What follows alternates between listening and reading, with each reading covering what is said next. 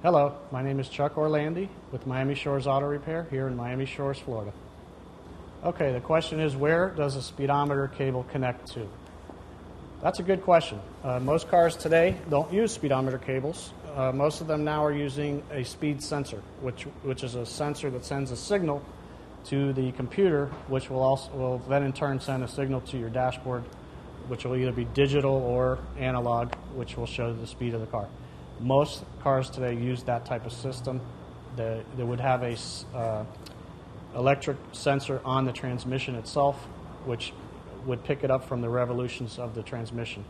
That's how they find out how fast the car is going. The old days, they used to use a cable.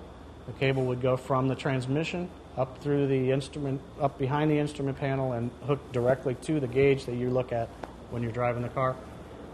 Those cables don't be used too much anymore. They used to go bad a lot because of how many times they turn. You would have to keep them greased, and when they go bad, they would start making noises, and ultimately they'd fail. So, of course, they developed a better way of doing it now, which is the speed sensor. The speed sensor also is used to send a signal to the computer, which the computer will use in determining other things, such as fuel requirement.